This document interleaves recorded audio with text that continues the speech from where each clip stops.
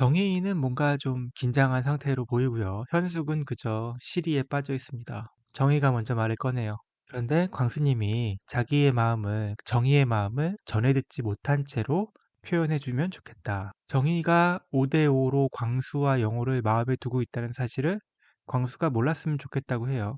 그러니까 현숙이 삐딱해집니다. 그럴만하죠. 자기는 두 명과 한꺼번에 이별하고 시리에 빠져 있는데 정의는 어떻게 보면 행복한 고민이잖아요. 그래서 다 가지려는 욕심 삐딱하게 답을 했어요. 정의는 뭐 아랑곳하지 않고 설명을 덧붙입니다. 광수님이 적극 어필해주면 10대 0이 될 수도 있어. 현숙은 더 침울해져요. 이해합니다. 언니 말을 듣기에는 내 마음이 너무 심란한 것 같아. 그만하자고 하는 거죠.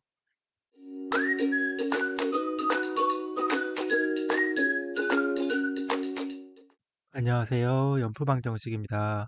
지난 시간에는 비극으로 끝났던 심야 데이트 팀 영숙의 데이트만을 살펴봤고요.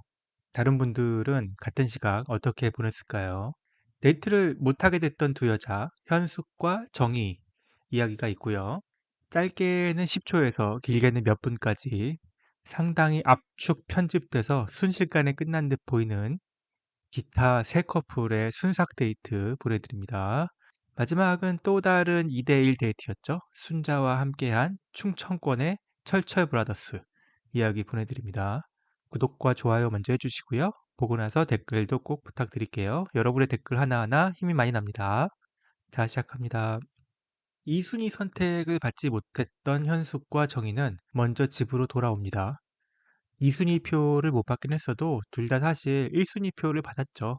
현숙은 상철에게 받았고 정희는 광수에게 받았어요. 뭐 둘 다 대충 짐작은 하고 있었을 거예요. 하지만 둘의 온도차는 매우 극명했습니다. 기억나시나요? 지난주 현숙의 광폭 이별 행보가 있었잖아요. 그 상철이 본인의 자녀 문제로 고민하고 있다는 고백을 들었어요. 그러니까 바로 상철과 이별해 버렸고요. 무슨 이유였는지 모르겠는데 곧바로 영수를 불러내요. 그 다음에 영수와도 이별을 해버립니다. 그리고는 1호, 2호 다 끝났다. 그러면서 침대로 들어가 버려요. 바로 그때 그 자리에 정희와 영숙이 있었어요. 침대에서 현숙의 하소연을 다 듣죠. 네, 시리에 빠진 현숙도 위로도 하면서요. 그때 현숙이 영수에 대한 얘기를 하면서 영숙이 불편한 마음이 되고 나중에 영숙의 데이트일 때 영수에게 뭐 폭풍 질문을 하게 되는 뭐 그런 계기가 되기도 했었죠. 그 직후로 갑작스럽게 심야 데이트 선택이 있었고요. 선택을 받지 못한 현숙과 정희가 돌아와서 다시 그 똑같은 침대에 눕습니다. 정희는 뭔가 좀 긴장한 상태로 보이고요. 현숙은 그저 시리에 빠져 있습니다. 정희가 먼저 말을 꺼내요. 요는 이렇습니다. 윷놀이 벌칙으로 광수와 손잡기로 했는데 아직 못했다. 광수님이 표현해 주기를 기다리고 있다. 그런데 광수님이 자기의 마음을, 정희의 마음을 전해 듣지 못한 채로 표현해 주면 좋겠다. 정희가 5대5로 광수와 영호를 마음에 두고 있다는 사실을 광수가 몰랐으면 좋겠다고 해요. 그러니까 현숙이 삐딱해집니다. 그럴만하죠. 자기는 두 명과 한꺼번에 이별하고 시리에 빠져 있는데 정의는 어떻게 보면 행복한 고민이잖아요. 그래서 다 가지려는 욕심, 기운 없는 소리지만 삐딱하게 답을 했어요. 정의는 뭐 아랑곳하지 않고 설명을 덧붙입니다. 내 마음을 건네듣지 않은 채로 광수님이 적극 어필해주면 5대5에서 10대 0이 될 수도 있어. 근데 영수님이 내 마음을 말할 것 같아서 걱정이야. 현숙은 더 침울해져요. 이해합니다. 언니 말을 듣기에는 내 마음이 너무 심란한 것 같아. 그만하자고 하는 거죠. 정의에 고민되는 심정도 이해는 되지만 고민을 털어놓는 대화 상대도 타이밍도 썩 좋지는 않았네요. 그런데 저는 여기서 정의가 줄곧 주장하던 5대5가 잘 이해가 안 돼서 그러는데 광수와 영호가 5대5다. 둘 다 똑같이 좋다. 사실 윷놀이 이후로 사방팔방에 다 이야기를 하고 다닙니다. 여자 출연자들은 당연히 다 들었고요. 영호도 물론 직접 정희에게 들었고요. 공개된 장소에서도 물론 남자들이 옆에 있으면 이름은 거론을 안 하지만 자기 마음이 5대5라는 거는 계속 말을 하고 다녀요. 이 기저에 무슨 심리가 있었던 걸까요? 너무 갑자기 영호가 좋아져서 막 말하지 않고는 견딜 수가 없었나요? 정희의 얘기를 들어보면 광수가 분명히 알지 못하기를 바라는 것 같은데요. 왜 그렇게 위험하게 사방에 말하고 다녔을까요? 영호는 그래도 남자들과 많은 대화를 할 텐데요. 영호의 인격을 믿나요? 아니면 따로 입단속을 시켰나요? 사실 5대5라는 건 굉장히 큰 비율이잖아요. 본인이 1순위라고 믿고 있던 사람이 들으면 충격이 크거든요. 바로 정숙의 경우가 그렇죠. 광수는 어찌됐든 2일차에 정의의 1순위 선택을 받았어요. 데이트 즐겁게 했고요. 기대치가 좀 있을 거예요. 그런데 광수가 이런 얘기를 들으면 우연히 정의는 5대5라더라. 그러면 어쩌면 충격을 받죠. 그래서 충격요법이 아니었을까 생각도 잠시 해봅니다. 오히려 진심은 광수의 귀에 좀 들어가길 바란 게 아니냐. 긴장해라. 나 너 하나밖에 없는 거 아니거든. 사실 질투심 유발 작전이고요. 굉장히 전통적인 테크닉이잖아요. 조심스러운 비밀이라기에는 너무 많은 사람들에게 말하고 다니지 않았나. 뭐 제가 너무 나간 걸 수도 있어요. 그나저나 그 의도를 떠나서도 5대5 자체에도 궁금증이 있어요. 5대5라면 완전히 동등하다는 거잖아요. 뭐 약간 정도의 차이는 있다. 뭐 51대 49. 뭐 그래도 5대5라고 할 수는 있죠. 뭐 그래도 두 명에 대한 감정의 크기가 굉장히 비슷하다는 거잖아요. 그런데 제 의문은 정의는 분명 광수에게는 10대 0을 만들 기회를 주고 있어요. 영호에게는요? 영호도 뭔가 잘하면 10대 0이 될 수 있나요? 만약 영호에게는 기회가 없고 광수에게만 기회가 있다. 그러면 그거는 애초에 5대5가 아니었다는 말 아닌가요? 영호는 최대값이 5, 절대 광수를 넘지 못하는 선에서만 세팅돼 있고 광수만이 10이 될 수 있는 상태다. 정의의 마음이 이런 상황으로 보이는데요. 다시 앞에 질문 들어가서 왜 그렇게 계속 사람들에게 난 5대5야 이렇게 소문내고 다녔냐 이거죠. 저는 정의의 마음이 굉장히 읽기가 어려워요. 참 미스테리합니다, 저한테. 자, 순삭 데이트로 가보실까요? 첫 번째는 영호 정숙 데이트입니다. 정숙이 연하가 싫은 이유를 설명해요. 뭐 전 남편 때문이죠. 영호는 본인이 한 살 연하임을 확인하고요. 정숙이 밝은 사람이라서 첫인상 선택했다. 뭐 정숙 씨 같은 사람이 지인이면 좋겠다 하고 정숙이 여친은 안 되냐 묻자 절대 안 된다고 합니다. 참 의미 없는 시간입니다. 이런 데이트 왜 시켰나 몰라요. 저희 연프방정식에서 매주 업데이트하고 있는 호감표 그래프를 보시면 영호와 정숙은 가장 위에 꼭대기에 랭크되어 있는 직진남, 직진녀 되겠습니다. 오직 한 명밖에 없어요. 이런 둘이 무슨 데이트가 되겠습니까? 네, 다음으로 갈게요. 다음 데이트는 정말 제작진 너무했습니다. 경수와 옥순 이 둘의 데이트는 딸랑 10초. 네, 통편집 아니라서 그나마 다행인가요? 옥순이 화이팅을 외쳤고 경수가 멋쩍게 웃는 장면으로 끝납니다.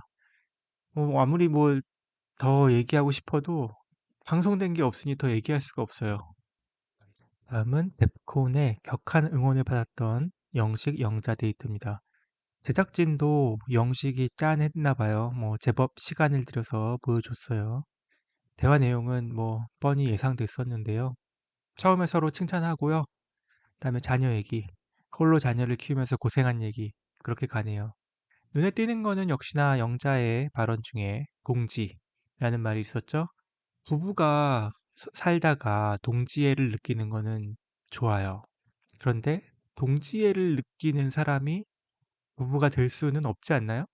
그나마 데이트가 끝난 후에 인터뷰에서 영자가 본인은 다른 사람이 관심을 보이면 마다하지 않는다. 선입견을 가지고 자를 필요 없다고 했고요. 영식은 관심이 생겼다고 했으니까요. 둘이 어떻게 되나 한번 지켜보시죠.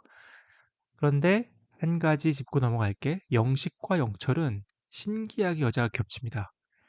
순자에서 한번 겹쳤죠. 그랬더니 또 영자에서 겹쳐요. 영철이 영식을 형으로 챙기던데요. 어떤 변수가 되는지 모르겠습니다.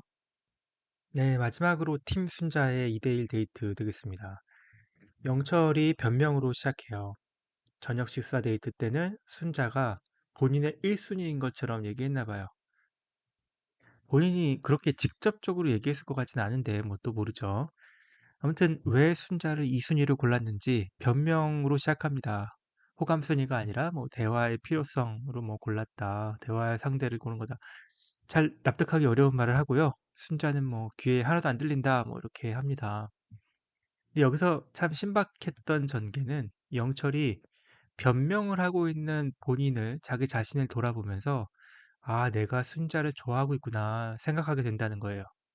이게 뭐죠? 이게 뭐 자기 객관화가 잘 됐다고 해야 되나요? 아니면 유체 이탈을 해서 본인의 모습을 지켜보고 있는 건가요?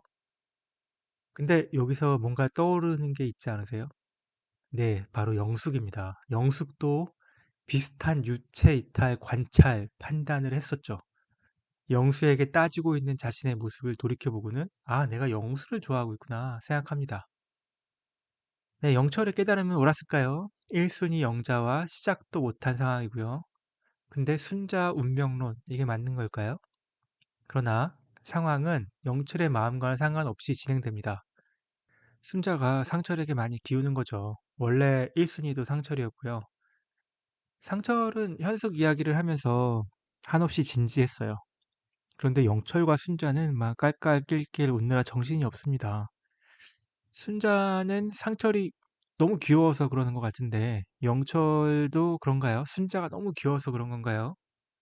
순자는 아직 현숙의 상황을 모르고 있나 봅니다. 그럴 수도 있어요. 왜냐하면 현숙이 광폭 이별 행보를 하고 와서는 정의 영숙과 이야기하는 것까지만 방송에 나왔어요. 다 얘기했죠. 침대에서. 다른 여자들은 아직 무슨 일이 있었는지 모를 수 있습니다. 예, 순자가 슬그머니 현숙 얘기를 해요.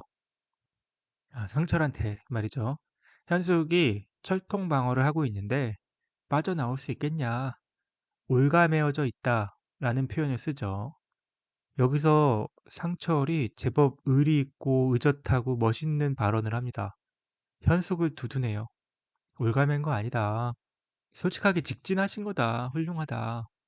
순자가 오히려 하면서 고개를 좀 끄덕입니다. 순자의 마음이 복합적이었을 것 같아요. 이 사람 현숙을 정말 좋아하는 건가? 이런 생각. 아니면 이 사람 적극적으로 대시해주는 여자를 좋아하나? 뭐 이런 생각도 가능하겠고요. 나도 그래야 되나? 뭐 그렇죠. 네, 끝내기 전에 한 가지만 덧붙이자면 상철도 순자와 이야기를 했었어요. 순자가 적극적으로 호감을 표현했었잖아요. 상철은 약간 비유적으로 직진은 아니고 좌회전이냐 우회전이냐 뭐 이런 말을 하는데 이름을 실수로 영자라고 부릅니다. 네, 순자가 대수롭지 않게 넘어가긴 했는데 아마 깜짝 놀랐을 거예요. 이 말을 듣더니 좌회전 우회전 얘기를 듣더니 우리 영철이 느낌표 두 개 꽝 뭔가 이거 뭐가 있는 거 아니야? 뭐 이렇게 이야기가 진행이 되더라고요. 하지만 그 자체로 영철의 감정에 변화를 주지는 않았습니다. 데이트가 끝나고 인터뷰를 하는데 순자는 아무래도 상철 맞고요. 영철은 호감이 더 커졌고 상철은 변화가 없다고 해요. 자기는 세상 진지했는데 깔깔낄낄 하고 있으니 뭐 호감이 생기겠어요. 반감이 안 생긴 게 다행이죠. 네, 지금까지 7화 두 번째 리뷰 보내드렸습니다. 3일차는 정말 길어요. 심야 데이트가 끝나고 밤 술자리도 자잘한 이야기들이 많이 있고요. 그다음에 4일차 아침까지 다룰 게 많습니다. 그래서 이번에는 그냥 자잘한 이야기들 다 묶어서 돌싱나라 단신으로 다뤄보려고 하고요. 네, 7화 리뷰 아직도 갈 길이 멉니다. 구독과 좋아요 많이 부탁드리고요. 댓글도 부탁드립니다. 댓글은 사랑입니다. 깜빡깜빡하죠? 저희는 본방 7화 세 번째 리뷰로 다시 찾아오겠습니다. 연프방정식이었습니다. 감사합니다. 빠이.